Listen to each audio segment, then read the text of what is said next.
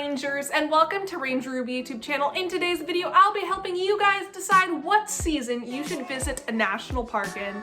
Let's go ahead and dive right on in. So oftentimes when you hear about preparations to going to national parks, something that you need to take in mind is the season or the weather or the temperature in which you're visiting that national park.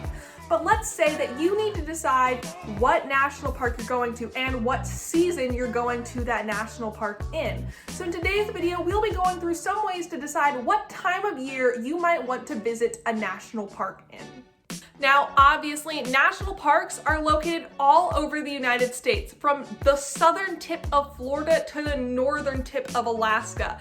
And as you can clearly tell, weather varies a lot.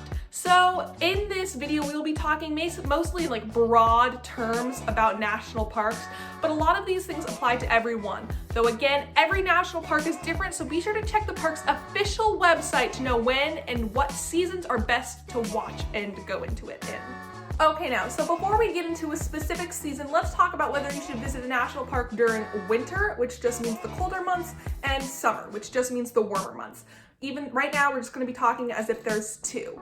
So first thing is, several national parks actually close during the winter time, especially historical parks. It is something that's fairly common because A, they don't get a lot of visitors during the winter time, so it's not really profitable for it to just stay open and for the government to fund it when it really doesn't make enough money to support that. And B, also many historical buildings generally need to be preserved during the winter time and also don't have heating, so it's not very comfortable. There are a lot of reasons into the historical preservation of a specific site, but that also is another reason why it might close during the winter time. Also, if it is a natural park, it might be due to accessibility and the activities are just very limited. So make sure that your national park is open during the winter time or the colder months before you even consider visiting it during that time. Then next thing you want to do is decide what activities you'll want to be doing at the park. If you just want to be driving through, then you might want to consider which season has the least amount of visitors, that way you don't experience a lot of traffic. Or if you want to go hiking or kayaking or canoeing, you might want to consider doing that during the warmer seasons. Or if you want to go snowshoeing and skiing, and obviously those things require there being snow, so those things would be winter activities. So the activities you want to do will decide when you can visit a national park. And the best way to discover whether or not a national park has a specific activity that's available during a specific season is through the park's official website. So let's go through each of the seasons, there are 4 of them in case you didn't know, and decide what are some pros and cons of each one. So starting out with spring. For most national parks, spring, what I'd be saying from about March to June, would have the best weather. And it would also have just enough visitors because summer in school is coming to an end, but also not an insane amount with the summer crowds. However, spring still is cold and not all activities might still be available during this time. Next is summer. Summer, basically every summer activity is available in national parks and every national park is basically open during the summertime. However, summertime is when there is no school or work generally prohibiting people from visiting national parks, so the crowds can be very extensive, especially in the popular parks. Also, that's when the temperatures can be the most extreme, especially national parks out west. They can get very hot very quickly. And so the summertime might add more temperature, things that you might want to consider when visiting a national park.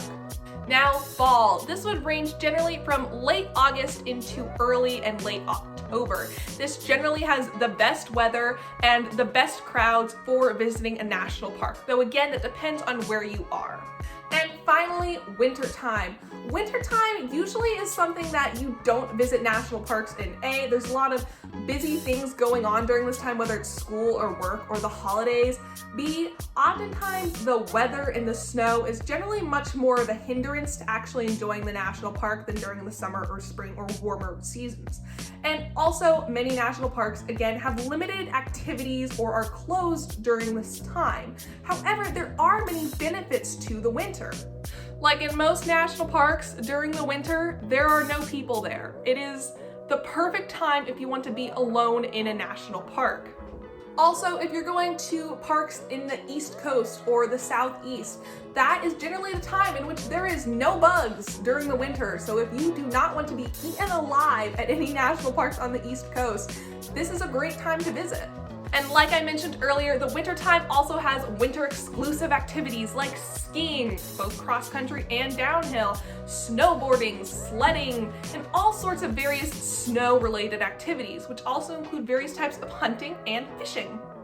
Long story short, what season you visit a national park in all depends on what you want to get out of the national park or what activities you want to do there. And if you're unsure about anything, be sure to check the official website. That'll have the opens and closings of trails in the park in general, and it'll also have various activities that you can do each and every season. So be sure to check that out. I'll link some links in the description. Well, everybody, that is the end in today's video. I hope you enjoyed it. If you did, please be sure to give this video a huge thumbs up and comment down below with your thoughts. I'd love to hear from you. Also, be sure to click that red subscribe button and the little bell next to it to always know when I post new videos. Thank you so much for watching again, and I shall see you next video. Bye!